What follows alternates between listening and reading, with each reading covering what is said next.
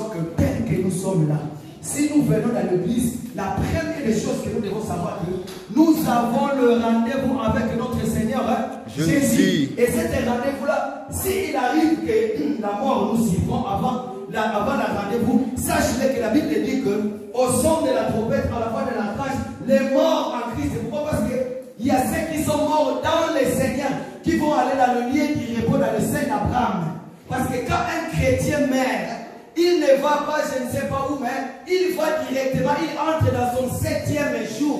Le 7e jour, c'est le repos de l'Éternel. Le sein d'Abraham, c'est ça qu'on appelle le 7e jour. Quand un chrétien meurt, il entre dans son 7e jour, dans le lieu du repos. Souvenez-vous, la Bible dit que lorsque l'Éternel Dieu va créer les ciels et la terre, il va créer toutes les choses lorsqu'il a fini. Et à ce moment-là, il va entrer dans son 7e jour du repos. Alors le 7e jour, c'est le sein d'Abraham. Donc quand un chrétien meurt, il ne va pas de gauche à droite, il va directement dans le sein d'Abraham. Et dans le sein d'Abraham, c'est le lieu du repos. C'est là où il attend lorsque la trompette sonnera. Et les morts en Christ, tous les morts en Christ. Voilà pourquoi on dit, le Seigneur Jésus, lorsqu'il est mort, il est allé dans le séjour des morts. Il est allé confirmer sa parole. Le Seigneur qui est le consommateur que vous attendez autrefois, c'était moi le Seigneur. Et la Bible dit que tous les saints qui étaient autrefois dans la scène d'Abraham, dans le séjour des morts, ils sont sortis pour aller où? Pour aller dans le sein d'Abraham. Parce qu'aujourd'hui au ciel, il n'y a personne. Ni les voleurs sur la croix, nous l'appelons les voleurs, mais nous l'appelons notre frère. Il n'est pas là-bas, mais il est dans le sein d'Abraham. Il nous attend. Et personne ne va nous précéder. Pourquoi? Parce que tous ensemble, nous allons monter ensemble. Les morts en Christ vont ressusciter. Et ceux qui auront encore cet corps physique vont revêtir les corps incorruptibles, les corps de gloire, les corps dont le Seigneur et Jésus est ressuscité avec. Et tous, nous allons monter dans les airs. Et c'est là où nous verrons la personne de notre Seigneur Jésus-Christ. Alléluia. Voilà. Papa Serge, merci. Donc, je n'ai pas encore commencé mon message. Papa Serge m'avait dit, ah frère, tu étais allé trop vite. Et tout à l'heure, là, j'ai commencé à parler aussi. Il m'a fait encore signe. Merci, que le Seigneur nous bénisse. Voilà. Je vais aller doucement. Je vais aller doucement. Pourquoi? Parce que j'étais trop vite le dimanche passé. Et aujourd'hui encore, je vais faire. Je ne sais pas, des fois c'est comme ça vient. Quand ça vient, ça vient. Mais fais-moi signe quand je cours. C'est très important. C'est très bien ce que tu as fait. Alléluia. Amen. Voilà. Donc, j'ai commencé à parler le dimanche passé. Donc, je vais aller doucement. Je vais faire œuvre apostolique, poser des fondements pour cet enseignement. Parce que à la fois, dans cet enseignement, il y a ce qu'on appelle la doctrine. Dans la doctrine, il y a des choses que nous ne pouvons pas oublier. Parce que la doctrine fait partie de l'église et corps de Christ. J'étais étonné de voir une vidéo, un frère, bon, est-ce que je peux l'appeler le frère ou le monsieur, et il était ignorant. Oui, moi j'ai dit qu'il était ignorant de voir le frère, le monsieur à dire, comme quoi qu'aujourd'hui, nous ne pouvons plus pratiquer le baptême, parce que le baptême c'était dans l'ancienne alliance. Et qu'aujourd'hui, nous ne pouvons plus gêner. Pourquoi? Parce que gêner, c'est dans l'ancienne alliance. Je me suis dit, mais c'est grave. C'est grave quand il y a quelqu'un qui dit ces choses, qui dit que je suis dans le Seigneur. Et il a vanté en disant que moi, tel que je suis là, je ne gêne pas. Je ne baptise pas, mais par contre, si j'ai des problèmes, il suffit de prier et puis j'ai la solution de tous mes problèmes. Donc, bien aimé dans le Seigneur, sachez-le que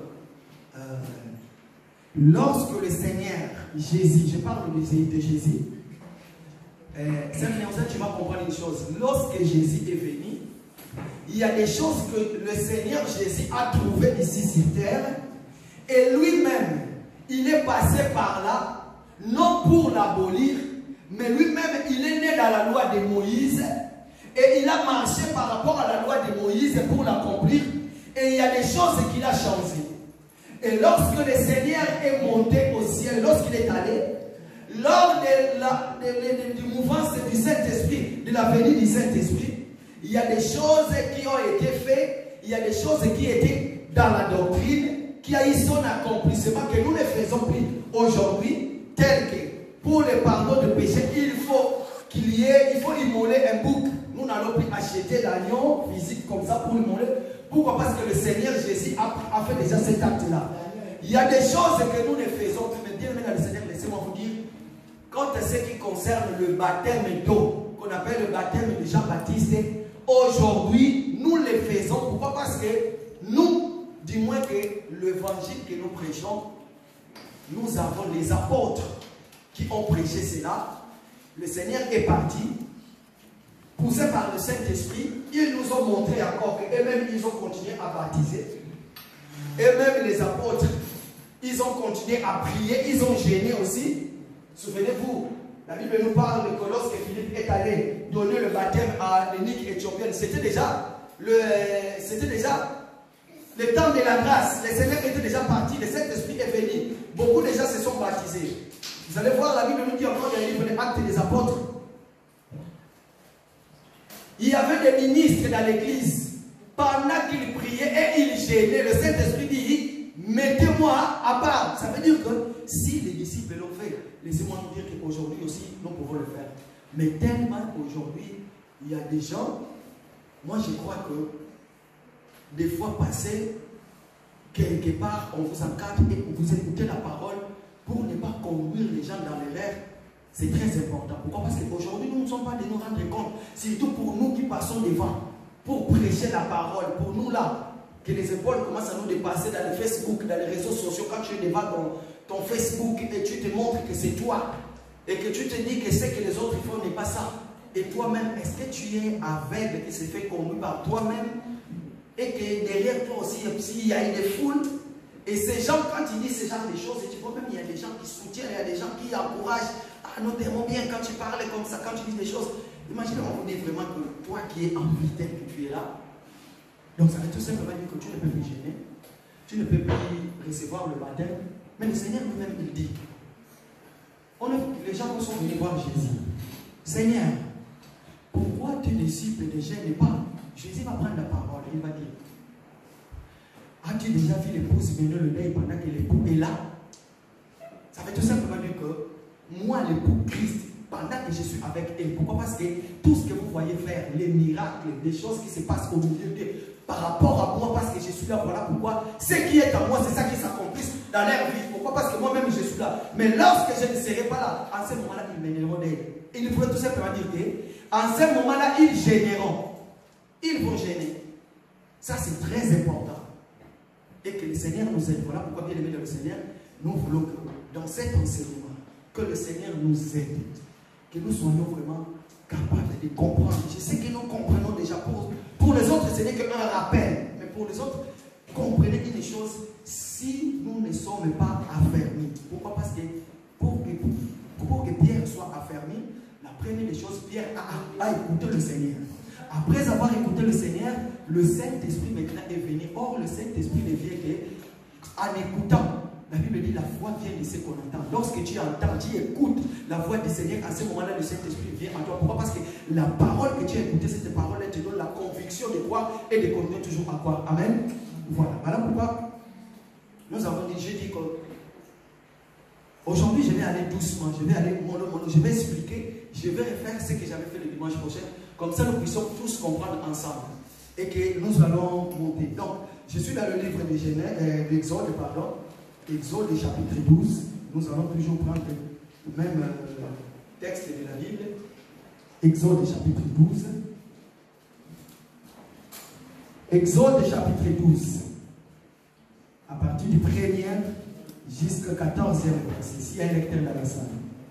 Exode chapitre 12, à partir du 1er jusqu'au 14e verset. Exode chapitre 12, à partir du 1er jusqu'au 11e, 14e, voilà. L'Éternel dit à Moïse et à Aaron dans le pays d'Égypte. Ce mois-ci sera pour vous le premier des mois. Il sera pour vous le premier des mois de l'année. Parlez à toute l'assemblée d'Israël et dites, le 10e jour de ces mois, on prendra un agneau pour chaque famille, un agneau pour chaque maison. Si la maison est trop peu nombreuse pour un agneau, on le prendra avec son plus proches voisins, selon le nombre de personnes, vous compterez pour cet agneau d'après ce que chacun peut manger. Ce sera un agneau sans défaut, mâle, âgé d'1 an. Vous pourrez prendre un agneau ou un chevreau. Vous le garderez jusqu'au 14e jour de ce mois, et toute l'assemblée d'Israël l'immolera entre les 2 soirs. On prendra de son sang et on mettra sur les 2 poteaux et sur le linteau de la porte des maisons où on le mangera. Cette même nuit, on en mangera la chair rôtie au feu, on la mangera avec des pains sans levain et des herbes amères. Vous ne le mangerez point à demi-cuit ou bouilli dans l'eau, mais il sera rôti au feu avec la tête, les jambes et l'intérieur. Vous n'en laisserez rien jusqu'au matin, et s'il en reste quelque chose le matin, vous le brûlerez au feu. Quand vous le mangerez, vous aurez vos reins sains, vos souliers aux pieds et votre bâton à la main, et vous le mangerez à la hâte. C'est la Pâque de l'Éternel. Cette nuit-là, je passerai dans le pays d'Égypte, et je frapperai tous les premiers-nés du pays d'Égypte, depuis les hommes jusqu'aux animaux, et j'exercerai des jugements contre tous les dieux de l'Égypte. Je suis l'Éternel. Le sang vous servira de signe sur les maisons où vous serez. Je verrai le sang et je passerai par-dessus vous, vos descendants. 14. Alléluia. Amen. Alléluia. Amen. Alléluia. Amen. Voilà. En fait, c'était le verset que nous avons lu le dimanche passé. Et aujourd'hui, je vais continuer. Alors, donc, pour ceux qui sont en train de noter, j'avais dit que dans les livres d'Exode, chapitre 12, verset 11, c'est là où j'ai pris cette intitulé. La Bible dit: quand vous mangerez, vous aurez les reins sains et vos souliers aux pieds et votre bâton à la main, et vous mangerez à la hâte. C'est la Pâque de l'Éternel. Donc je suis en train de parler sur la Pâque de l'Éternel. Amen. Amen. Donc nous allons voir la Pâque de l'Éternel. Et l'Éternel, quand il va parler, lui-même il va dire au verset 12, toujours verset 14, il va dire: vous conserverez les souvenirs de ces jours et vous les célébrerez par une fête à l'honneur de l'Éternel. Donc la Pâque, c'est aussi la fête à l'honneur de l'Éternel. Après, il dit: vous célébrerez comme une loi perpétuelle. Donc, ça veut tout simplement dire que jusqu'aujourd'hui, il faut que nous célébrons le Pâques. J'anticipe déjà le dimanche passé, j'avais expliqué quand est-ce que nous célébrons la Pâque. Est-ce que par rapport au calendrier juif, par rapport au calendrier grec, par rapport au calendrier romain d'aujourd'hui? J'avais dit qu'à chaque fois que nous écoutons la parole, à chaque fois que tu écoutes la parole, tu es en train de célébrer aussi la Pâque. Je vais le prouver tout à l'heure dans les Écritures pendant mon exposé, pendant que je suis en train de prêcher. Et voilà pourquoi nous allons comprendre une chose. Déjà, je m'en vais dans la définition. Dans la Bible, quand nous parlons de la définition, nous n'allons pas dans les dictionnaires pour aller prendre les mots, pour les définir selon par rapport au dictionnaire, mais par rapport à la Bible. Donc déjà, nous voulons comprendre que veut dire le mot exode. Pourquoi? Parce que nous sommes en train de parler de la Pâque. Or que la Pâque, ça veut tout simplement dire que, comme j'avais dit, c'est l'agneau. Je vais y revenir. Mais par contre, quand on mange l'agneau, il faut faire l'exode. Celui qui mange l'agneau et qui ne fait pas l'exode, ça veut dire qu'il n'a pas mangé l'agneau. Donc quand on mange l'agneau et on fait l'exode, si on reconnaît qu'il y a vraiment l'exode, quand la personne a mangé vraiment l'agneau, sans tâche, ni ride, sans défaut. Mais par contre, si tu as mangé, l'agneau que tu as mangé est boité, tu commences à dire aux gens que de ne plus prendre les baptêmes, de ne plus gêner. Là, à ce moment-là, nous avons compris que l'exode que tu as fait, tu risques de tomber lorsque tu vas traverser dans la mer rouge, lorsque les enfants d'Israël vont être baptisés dans la mer. Pourquoi? Parce que la Bible appelle le traversée de mer rouge le baptême de Moïse. Pourquoi? Parce que le peuple d'Israël eux-mêmes, ils ont été baptisés par Moïse. Donc ce que nous avons fait autrefois, mort dans le Seigneur et ressuscité dans le Seigneur, le peuple d'Israël aussi. Sachez-le que bien aimé, leur traversée, le peuple d'Israël, dans le Jourdain, pardon, dans le mer rouge, on l'appelle le baptême de Moïse. Pourquoi? Parce que Moïse, ça représente le baptême. Je crois que si vous pouvez trouver cette écriture, c'est dans le livre des Hébreux, je crois. C'est dans le livre des Hébreux, c'est là où on en parle. Donc ce n'était pas prévu, mais il est venu comme ça. Lorsque vous savez, quand on parle, il y a des choses qui viennent du coup. Mais c'est dans le livre des Hébreux. C'est là où on parle que le baptême, le peuple d'Israël ont été baptisés dans le mer rouge lors de la traversée. C'était aussi le baptême. Alors, l'exode, ça veut tout simplement dire que c'est sortir. Autrefois, c'est lui qui quitte les péchés, qui vient dans le Seigneur. Il a fait son exode aussi. Donc quand tu as quitté le péché, tu es venu dans le Seigneur, tu as fait aussi ce qu'on appelle l'exode.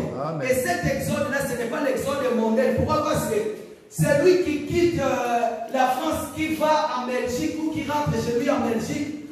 Ça, c'est l'exode du monde. Ou qui rentre, je ne sais pas, chez lui. Ça, c'est l'exode du monde. Mais nous, les chrétiens, lorsque tu étais dans le péché, et que tu quittes le péché, et que tu quittes ce que tu étais, tu quittes le pauvre, ça veut tout simplement dire que tu as fait ton exode, et que tu es sorti. Maintenant, qu'est-ce qui va se passer? Je commence. Exode chapitre 12, verset 1er. La Bible dit, l'Éternel dit à Moïse et Aaron dans le pays d'Égypte. Dans le pays d'Égypte. Ce mois-ci sera pour vous le premier mois de l'année. Il sera pour vous le premier mois. Remarquez une chose. La Bible va dire que l'Éternel va parler à Moïse et Aaron. Alors, qui était Moïse? Moïse était un juif qui a été élevé dans la maison de Pharaon. On l'appelle de Moïse. Pourquoi? Parce qu'il a été tiré de l'eau. Vous allez remarquer une chose. Tel qu'il y a des gens qui ont été autrefois en Angola. En Luanda, si tu entends, on appelle quelqu'un Domingo. Ça veut tout simplement dire que cette personne est née un dimanche. Voilà pourquoi on lui donne le nom de Domingo. Vous allez remarquer aussi, peu importe où, il y a des gens qu'on appelle Noël. Pourquoi? Parce qu'il est né le jour de Noël.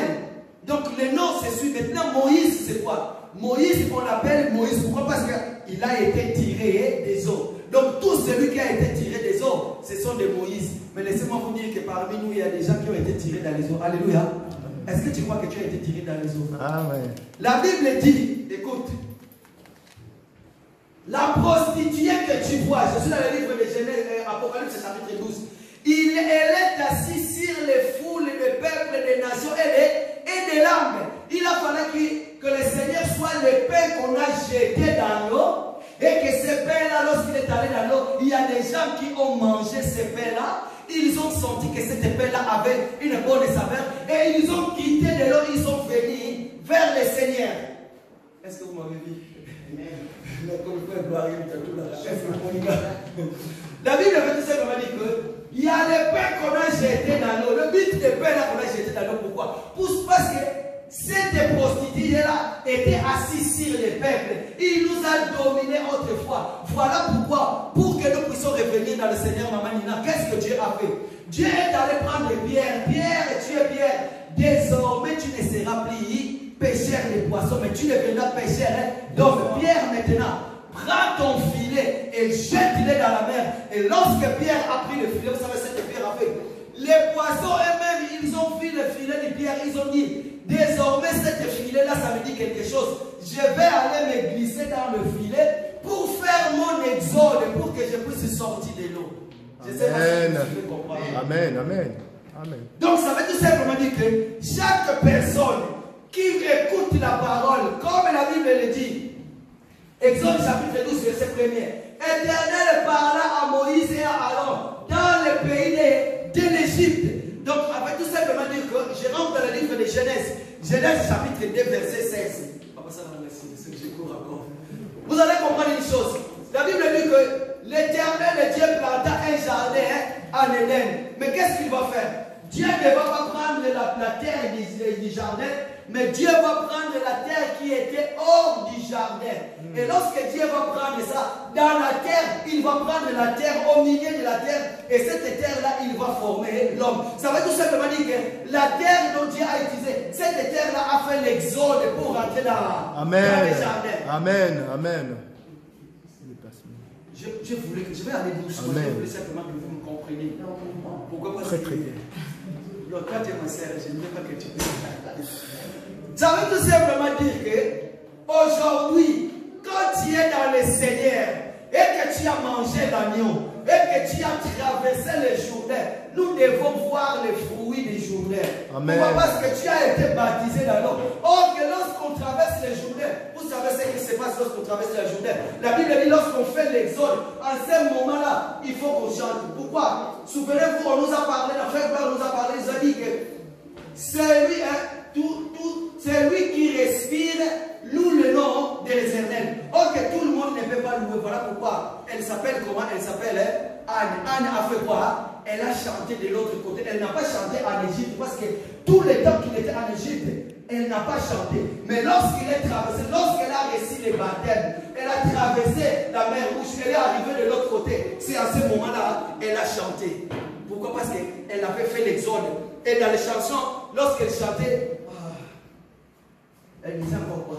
C'est le bord des fleuves Babylone. C'était dans le livre de Psaume 73. C'est à partir du Psaume 73 jusqu'à là-haut, c'est le psaume de Moïse. Pourquoi? Parce que dans les psalmistes, il y a des écrivains. Hein?